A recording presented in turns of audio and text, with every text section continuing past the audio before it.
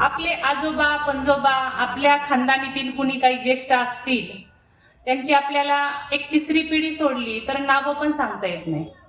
आणि मग ही माणसं शिवाजी महाराज आहेत, महात्मा फुले, डॉक्टर बाबासाहेब आंबेडकर या सर्व महापुरुषांच्या जयंत्या का साजऱ्या होतात? असं काय केलं यांनी? आणि त्यांचं जे जीवन कार्य आहे ते जाणून घेण्यासाठी या ठिकाणी आपण प्रबोधनाचं आयोजन केलं. ही फार चांगली गोष्ट आहे. जयंती कशी साजरी करावी? जयंती महामानवांच्या विचार प्रबोधनाने साजरी करावी. जयंती पुस्तकं वाटून साजरी करावी. जयंती लहान मुलांच्या मनामध्ये महामानव पेरून साजरी करावी. आणि तुम्ही म्हणाल ताई मग डीजे समोर नाचून करावी की नाही? तर डीजे समोर मला वाटतं तुम्ही कशा समोर नाचले मी त्यावेळी नव्हते, पण नाचलं पाहिजे या मताची मी आहे. का नाचलं पाहिजे? की एक वेळ अशी होती की अस्पृश्य म्हणून गणल्या गेलेल्या समाजाला गावकुसाबाहेर राहावं लागत होतं. जर गावामध्ये जनावरं मेली आणि ती ओढून टाकायची म्हटली तरच त्यांना गावामध्ये एंट्री होती. ती पण कुठल्या वेळेला यायचं? भर दुपारी उन्हामध्ये यायचं, कारण त्यांची सावली रस्त्यावरती पडली नाही पाहिजे. आणि येताना पाठीला खराटा बांधून आणि गळ्यामध्ये मडकं अडकवून यायचं. तो जर माणूस रस्त्यावरती थुंकला तर विटाळ होईल. त्याची पावलं जर रस्त्यावरती उमटली तर त्या जमिनीला विटाळ होईल. आणि आम्ही उच्चवर्णीयांनी तिथून चालायचं कसं? त्यांच्या प्रश्नासाठी या समाजाचे अतोनात हाल केले. आणि ज्या समाजाला रस्त्यावर फिरण्याचा अधिकार नव्हता त्या समाजाला रस्त्यावर नाचण्याचा अधिकार डॉक्टर बाबासाहेब आंबेडकरांनी मिळवून दिलाय. आणि म्हणून नाचलंच पाहिजे या मताची मी आहे. पण आपल्या बाबासाहेबांना सुपारीच्या खांडाचंही व्यसन नव्हतं. म्हणून बंधूंनो, बाबासाहेब आंबेडकर जयंती उत्सव साजरा करत असताना कसल्याही प्रकारचं व्यसन करू नका. एवढंच मी त्या मिरवणुकीचा विषय सांगताना त्या निमित्ताने सांगते. बाबासाहेबांचं बालपण इतकं हालापेष्टा होतं, जातीयतेचे त्यांना चटके बसले. हा मुलगा भिवा कटिंग करायला नाभिकाकडे गेला. आता नाभिक म्हटलं की तोही शूद्रच गणला जात होता. त्याला तरी कुठं बिचाराला मोठा मान सन्मान होता.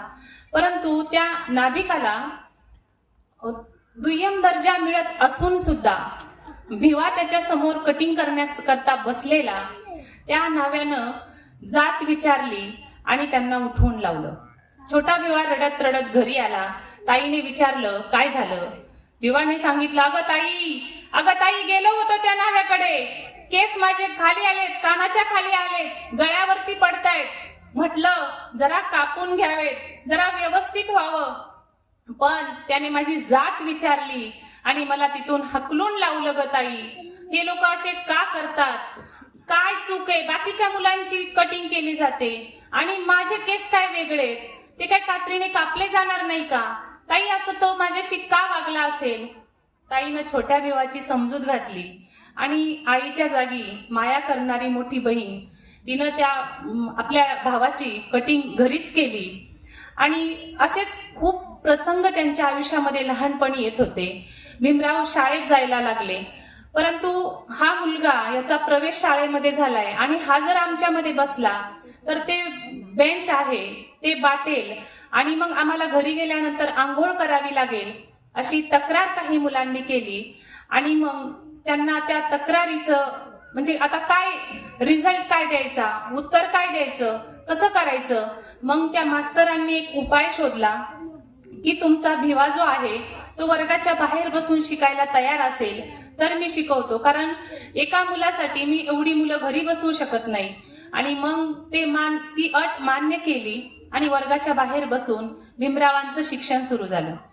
एक दिवस मास्तरांनी वर्गामध्ये अवघड गणित दिलं आणि विचारलं कोण सोडवतंय? एकही मुलगा उठला नाही. हा वर्गाबाहेर बसलेला मुलगा यानं सांगितलं की मी सोडवतो. मास्तर बोलले, अरे वा, इतकं अवघड गणित तुला बाहेर बसून समजते? अरे खरंच तू बुद्धिमान आहेस, चल ये सोडव. तो मुलगा गणित सोडायला उठला. वर्गाचा उंबरा ओलांडणार इतक्यात सर्व मुलं उठून उभी राहिली. थांबा.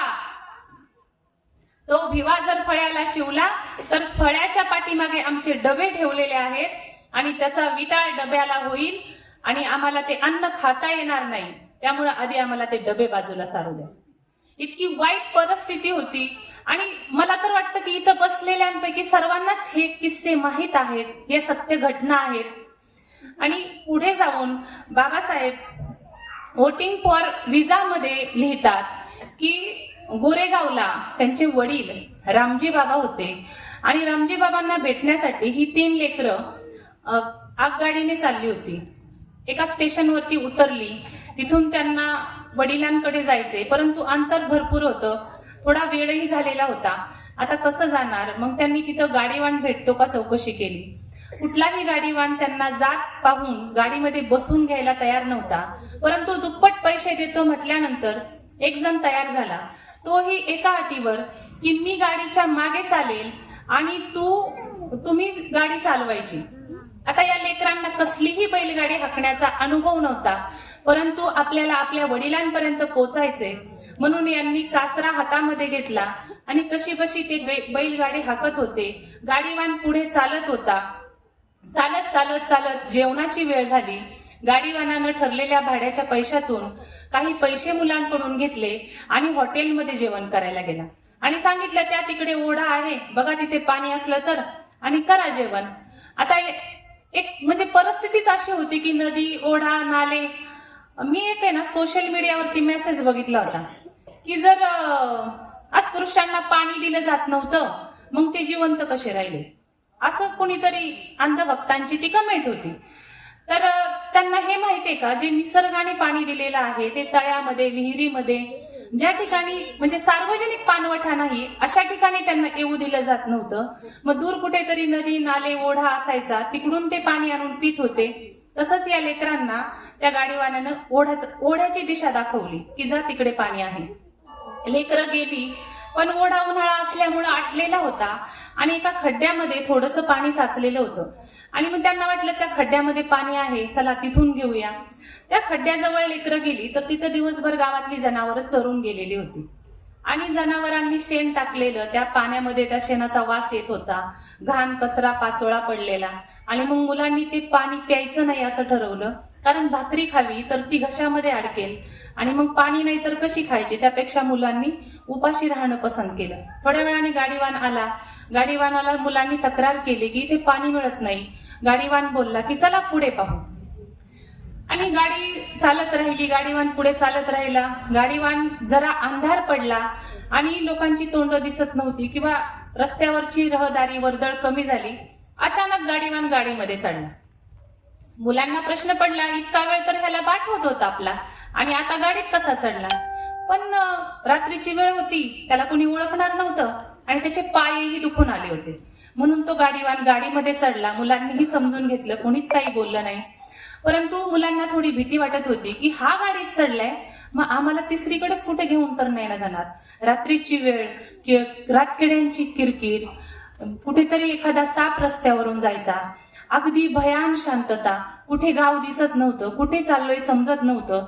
लेकरं बिथरलेली होती आणि त्यांनी त्यातच त्या गाडीवानाला विचारलं की आपल्याला कुठे जायचंय. गाडीवानाने सांगितलं ती समोर चिमणी दिसतेय ना, तिथं आपण थांबणार आहोत, मुक्काम करणार आहोत. मग एका जकात नाक्यावरती जो कंदील होता त्या ठिकाणी तो उजेड त्यांना दिसला आणि मुलांना हायसं वाटलं. त्या ठिकाणी सर्वजण थांबले, उतरले. लेकरांना आशा होती आता इथं तरी आपल्याला पाणी मिळेल. आणि खाली उतरल्यानंतर त्यांनी तिथल्या जकात नाक्यावरचा जो काही माणूस आहे, मास्तर आहे, त्याला पाणी मागायचं ठरवलं. पण त्या गाडीवानाने त्यांना अडवलं. तुम्ही पाणी मागताय पण तो हिंदू आहे आणि तुम्ही जर तुमची जात सांगितली तर तुम्हाला पाणी मिळणार नाही, त्यापेक्षा तुम्ही मुस्लिम आहे असं सांगा आणि तो तुम्हाला पाणी देतो का बघा. मुलं गेली आणि त्यांना सांगितलं की खूप तहान लागलीये, मग आम्हाला पाणी प्यायचंय. त्यांनी अगोदर जात विचारली आणि मग त्यावेळी भिवा खूप सुंदर उर्दू भाषेमध्ये बोलला की आम्ही मुस्लिम आहोत. आणि मग त्या मुस्लिम आहे सांगितल्यानंतर सुद्धा त्या स्टेशन मास्तरने, त्या जकात नाक्यावरच्या मास्तरने त्यांना पाणी देण्यास नकार दिला. तुम्हाला इथे पाणी कुणी ठेवले, जा तिकडे डोंगरावर पाणी, तिथं जाऊन घेऊन या. अशा उर्मट भाषेमध्ये तो बोलला. लेकरांच्या अंगामधलं त्राण गळून गेलं होतं, सकाळपासून उपाशी होते, पाण्याचा घोटही मिळत नव्हता, त्यात इतकी अवहेलना झालेली आणि कुठे आलोय काही समजत नाहीये. आणि त्यातून हा मास्तर पण काय सांगतोय की डोंगरावरती पाणी. पण एवढी थकलेली चिमुरडी लेकरं डोंगरावरती कधी चढणार, एवढं त्राणही अंगामध्ये नाही. मग त्यापेक्षा त्यांनी उपाशी झोपणं पसंत केलं. झोपणार तरी कसे? भीमरावांच्या मोठ्या भावाने आनंददादाने सांगितलं की आपल्याजवळ सामान आहे, कपडे आहेत, आपल्याला एकाच वेळी सगळ्यांना झोपता येणार नाही, आपण 2-2 तास दोघं जण झोपू, एक जण जागे राहू. अशा पद्धतीने त्यांनी तिथं रात्र काढली. सकाळी गाडीमध्ये बसले आणि ते आपल्या गोरेगावमध्ये, जिथं त्यांचे वडील नोकरीला होते, त्या ठिकाणी पोहोचले. आणि मग वडील आले, त्यांना भीमराव आणि त्यांच्या भावंडांनी मिठी मारली. डोळ्यातून गळागळा अश्रू गळत होते. जरी पोटामध्ये पाणी नव्हतं तरी रात्रभर मुलांच्या डोळ्यामध्ये पाणी होतं. भीमरावाच्या तर डोक्यामध्ये आगडोब उसळला होता की हे सगळी वागणूक आपल्याला का मिळते, का मिळते, आणि ही व्यवस्था बदलण्यासाठी मला काय करावं लागेल, ही व्यवस्था बदलण्यासाठी मला काहीही करावं लागलं तरी मी थांबणार नाही, मी ही व्यवस्था बदलूनच दाखवणार, हा विचार बाबासाहेबांच्या मनामध्ये येत होता. त्या लेकरांनी तिथून तो पाण्याचा प्रसंग झाला. नंतर हा जो माणूस ज्याला बैलगाडीमध्ये बसू दिलं नाही, ज्याला वर्गामध्ये बसू दिलं नाही, पहा जिद्द असावी तर कशी, जिद्द असावी तर डॉक्टर बाबासाहेब आंबेडकरांसारखी, जिद्द असावी तर डॉक्टर बाबासाहेब आंबेडकरांसारखी. वर्गात बसू दिलं नाही, वर्गाबाहेर बसून शिकला आणि 32 डिग्र्या घेतल्या. आज त्यांचा शाळेचा पहिला दिवस आपण विद्यार्थी दिन म्हणून साजरा करतो. बैलगाडीत बसू दिलं नाही, विमानाने प्रवास केला, सार्वजनिक ठिकाणी येऊ दिलं नाही, सार्वजनिक ठिकाणी येऊ दिलं नाही, परंतु आज जगामध्ये सार्वजनिक ठिकाणी सर्वात जास्त पुतळे आणि फोटो डॉक्टर बाबासाहेब आंबेडकरांचे आहेत. आणि म्हणून त्यांना अस्पृश्याच्या कायद्यामध्ये कुठेही स्थान नव्हतं. 64 देशांच्या राज्यघटनांचा अभ्यास केला आणि जगातली सर्वात सुंदर राज्यघटना म्हणजे भारताचं संविधान, ज्या कायद्यामध्ये त्यांना अधिकार नव्हता त्या मनुस्मृतीने त्यांचा अधिकार नाकारला होता, परंतु भारताचा संपूर्ण कायदाच या माणसाने लिहिला. म्हणून जग त्यांना द सिम्बॉल ऑफ नॉलेज म्हणतं, म्हणजेच ज्ञानाचं प्रतीक. अशा या ज्ञानाच्या प्रतीकाला ज्ञान मिळवण्याची भूक किती असावी, पुस्तकाचं वेळ किती असावं. या मुलाला लहानपणी आपली लेकरं मोबाईलसाठी रुसतात, रडतात, हे लेकरू पुस्तकासाठी रुसून बसायचं की माझी सगळी पुस्तकं वाचून झालेत, मला ग्रंथालयामधलं पुस्तक दिलं जात नाही, जर मी ते वाचलं तर ते बाटेल आणि दुसरी मुलं ते घेणार नाही, म्हणून मला ग्रंथालयातलं पुस्तक मिळत नाही, मला पुस्तकं आणून द्या. आणि वडील कसे असावेत तर रामजी बाबांसारखे. आपण सगळेच म्हणतो की माझा मुलगा विद्वान झाला पाहिजे, माझा मुलगा हुशार झाला पाहिजे, परंतु कुठलेही वडील रामजी बाबा व्हायला तयार नसतात.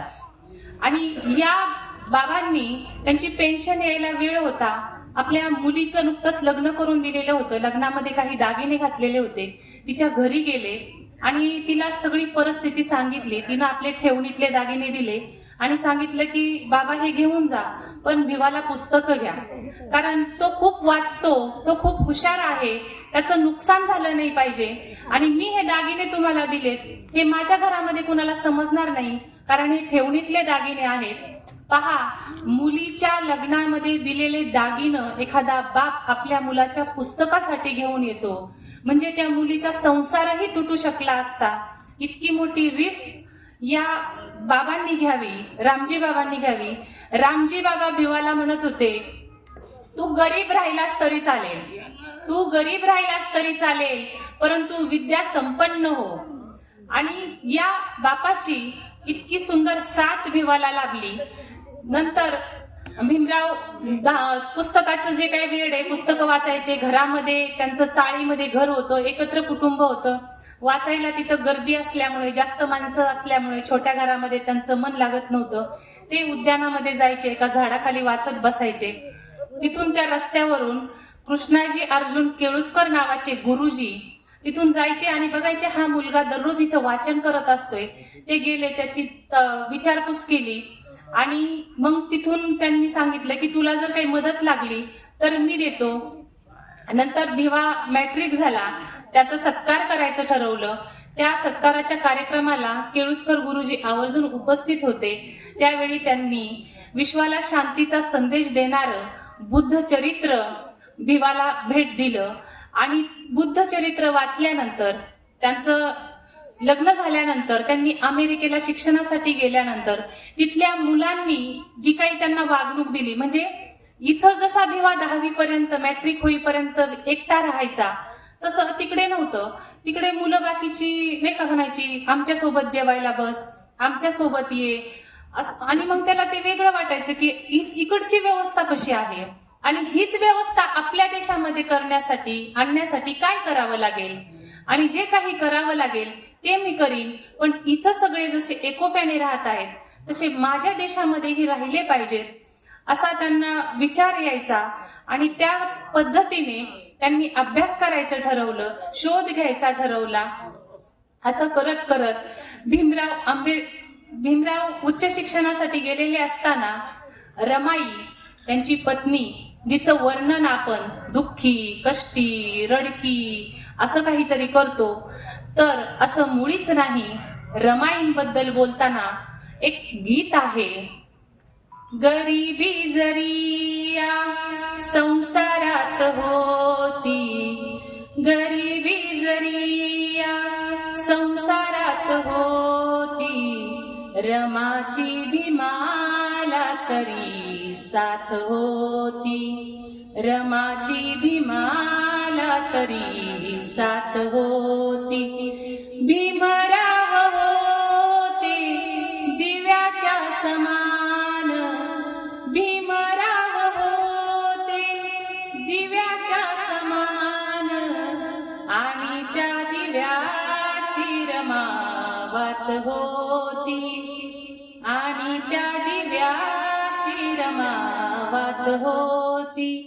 बघा, कुठलाही दिवा जर अंधार झालाय, प्रकाश देणारे, तर त्यासाठी महत्वाचा रोल कुणाचा असेल तर तो वातीचा असतो. आणि तो रोल, ती भूमिका माझी रमाई करत होती. रमाई अशी स्त्री होती म्हणजे आपल्यासारख्या तक्रारी तिनं कधीच केल्या नाही, आपल्यासारखं कधीच ती छोट्या छोट्या गोष्टींवर रडली नाही. राजरत्न मांडीवर गेल्यावर एवढंच काय, त्यांचा कुत्रा मेल्यावर सुद्धा बाबासाहेब रडले होते. परंतु रमाई तीच स्त्री कणखर असते, वीरस्त्री असते, ताकदवान असते, जी स्त्री अश्रू लपवू शकते. जवळच्या लोकांचा मृत्यू झाल्यानंतर, पोटची लेकरं गेल्यानंतर त्या स्त्रीमध्ये जी ताकद होते ती साधी ताकद नव्हती. ती स्त्री रडली नाही, त्या स्त्रीनं कधी गाऱ्हाणी केली नाहीत, त्या स्त्रीनं कधी दुःख करत बसले नाही. आणि अशी कणखर, निर्भीड, रणरागिनी रमाबाई बाबासाहेब आंबेडकर होत्या. आणि रमाईनं बाबासाहेब इतक्या दूर होते, परंतु कसलेही व्रत वैकल्य थोडं जरा आता आपल्याकडे येते. कुठला बुवा बाबा, तंत्र मंत्र, ज्योतिषी, मग ते माझा नवरा कुठल्या दिशेला गेलाय, मग तिथं एखादी बाई असेल काय, मग तो नीट असेल काय, त्यासाठी कुठल्या देवऋषाकडे गेली, असले प्रकार कधीच रमाबाईंनी केले नाही. आणि सावित्रीमाईंनी मुलगी शिकली पाहिजे आणि शिकल्यानंतर तिनं जी अंधश्रद्धा आहे, ज्या चुकीच्या रूढी परंपरा आहेत, जे चुकीचे ग्रंथ आहेत, त्या लिहिणाऱ्याच्या तोंडावरती फेकून मारले पाहिजेत. म्हणून स्वतःच्या अंगावरती शेणगोळे झेलले, आचकट विचकट बोलणं सहन केलं. सावित्रीमाईंनी जो त्याग केला तो आपण महिलांनी चांगल्या मार्गाने चाललं पाहिजे, चांगली पुस्तकं वाचली पाहिजे. व्रत वैकल्य, मेकअप, वडाला फेऱ्या, त्या संक्रांतीचं वाण, विधवेचा अपमान, असल्या गोष्टी करण्याकरता सावित्रीमाईंनी आपल्याला शिक्षण दिलेलं नाही. आणि आज आपल्या महाराष्ट्रामध्ये परिस्थिती अशी आहे, महिला शिकली, महिला डॉक्टर झाली, इंजिनियर झाली, किचन पासून कॅबिनेट पर्यंत उच्च पदावरती महिला गेली, पण दुर्दैव तीच महिला खरात बाबाकडे गेली. इतकी वाईट परिस्थिती आज महाराष्ट्रामध्ये आहे. या महामानवांनी त्यांचं संपूर्ण आयुष्य वेचलं की इथली व्यवस्था सुधारेल. आता मगाशी कुणीतरी सांगितलं, महात्मा फुलेंनी या अज्ञानाचं मूळ सांगितलं. विद्येविना मती गेली, मती विना नीती गेली, नीती विना गती गेली, गती विना वित्त गेले, आणि वित्त विना शूद्र खचले. एवढे अनर्थ एका अविद्येने केले. म्हणजे जर तुमच्याकडे शिक्षण नाही, तुमच्या अज्ञानाचं मूळ काय, तर महात्मा फुलेंनी ते शोधलं. अज्ञानाचं मूळ हे शिक्षण आहे. आणि आज आपण शिकून सुद्धा चुकीच्या गोष्टी करतोय. बायका वडाला जातात तर जातात नवऱ्यालाही सोबत घेऊन जातात. का तर ती मालिकेतली बाई गेली होती. मालिकेतली बाई मालिका वाईज नवरा बदलते. तिचं कुठं ऐकता? तिचं अनुकरण कशाला करता? तुम्हाला अनुकरणच करायचंय ना. जिजाऊंचं करा, अहिल्यामाई होळकरांचं करा. तुम्हाला अनुकरण करायचे सावित्रीमाईंचं करा, रमाईचं करा. रमाईचं अनुकरण करणं साधी गोष्ट नाही. जो त्याग, जे दुःख रमाईच्या वाट्याला आलं ना, ते कुठल्याही स्त्रीच्या वाट्याला येऊ नये. परंतु तिनं आपल्या उद्धारासाठी एक दिवस इथली परिस्थिती बदलेल म्हणून ते सहन केलं. याची जाणीव आपल्याला असली पाहिजे. आपण फक्त नाचलंच नाही पाहिजे, वाचलं पण पाहिजे. पुढच्या पिढीपर्यंत हा मेसेज, हे विचार पेरले पाहिजेत, दिले पाहिजेत. नाहीतर ही पिढी विसरून जाईल कोण होते बाबासाहेब, कोण होते महात्मा फुले. तर बाबासाहेबांचे 3 गुरु कोणाला माहिती आहेत? बाबासाहेबांचे 3 गुरु, भगवान गौतम बुद्ध. मी परत एकदा विचारेन, लक्षात ठेवा. भगवान गौतम बुद्ध, संत कबीर आणि महात्मा ज्योतिराव फुले. हे 3 गुरु कुणाचे होते? डॉक्टर बाबासाहेब आंबेडकरांचे. ती जयंती महात्मा फुले हे बाबासाहेबांचे गुरु होते. आता गुरु असण्याची कितीतरी उदाहरणं आहेत. त्या मार्गावरती बाबासाहेब चालत होते. बाबासाहेबांनी महात्मा फुले ज्या वाड्यामध्ये राहत होते ना, गंजपेठ पुणे, महात्मा फुले वाडा, त्यांच्या घराचा नंबर आहे 395. बाबासाहेबांनी घटनेमध्ये कलम किती लिहिली? 395. महात्मा फुलेंनी आपल्या दत्तक मुलाचं नाव यशवंत ठेवलं होतं. आता तुम्ही बोलायचं, बाबासाहेबांनी आपल्या मुलाचं नाव काय ठेवलं? यशवंत. आणि महात्मा फुलेंनी त्यांच्या घराजवळचा हौद अस्पृश्यांसाठी खुला केला होता. बाबासाहेबांनी कोणत्या तळ्याचा सत्याग्रह केला? चौदार. मुळात ते चौदार नव्हतंच, ते बेचव होतं. तिथं सगळे प्राणी वेगवेगळे विधी करून जात होते. परंतु त्या सुद्धा तळ्यावरती अस्पृश्यांना पाणी पिण्याचा अधिकार नव्हता.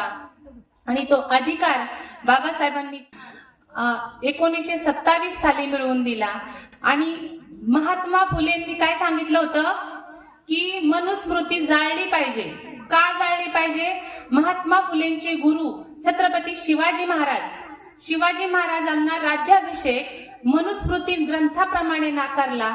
शिवाजी महाराजांना शूद्र म्हटलं गेलं. आणि मग माझ्या गुरुला शूद्र म्हणणारी ती मनुस्मृती जाळली पाहिजे अशी अपेक्षा महात्मा फुलेंनी व्यक्त केली होती. आणि मग बाबासाहेब आंबेडकरांनी 25 डिसेंबर 1927 साली काय केलं? मनुस्मृतीचं दहन केलं. का केलं? यामुळं माझ्या गुरूंचा अपमान झाला होता आणि ही जाळली पाहिजे अशी इच्छा माझ्या गुरूंची आहे. आणि ज्यावेळी ती मनुस्मृती जाळली ना, त्यावेळी महात्मा फुलेंच्या जयंतीला 100 वर्ष पूर्ण झाली होती, त्यांच्या जन्माला. आणि मग एक शतक पूर्ण झालं. म्हणून बाबासाहेबांनी अशा पद्धतीने महात्मा फुलेंना, आपल्या गुरुला अभिवादन केलं होतं. महात्मा फुलेंना बाबासाहेबांनी अशा पद्धतीने अभिवादन केलं होतं. आज महात्मा फुले 200व्या वर्षाकडे जयंती सुरू आहे. आणि आपण सगळे कोरोनातून वाचलो, वेगवेगळ्या गोष्टींमधून आज वाचलोय आणि इथपर्यंत आलो आहोत. तर आपण खरंच भाग्यवान आहोत की आपण आपल्या गुरुची 200व्या जयंतीकडे चाललोय, द्विशताब्दी महोत्सवाकडे चाललोय. बाबासाहेब 1 रुपयाचीही किंमत नसणाऱ्या घरामध्ये जन्माला आले आणि अर्थतज्ञ झाले. बाबासाहेबांची बुद्धिमत्ता बघा. रिझर्व्ह बँक ऑफ इंडियाचा पाया त्यांनी घातला. आणि बाबासाहेबांनी सगळ्यात पहिला मोर्चा विधिमंडळावरती कुठला नेला असेल ना? तर शेतकऱ्यांच्या प्रश्नावर नेला. बाबासाहेब म्हणतात शेतकरी जगला तरच देश जगेल, कारण या देशामध्ये 70% लोक ही शेतीवरती अवलंबून आहेत.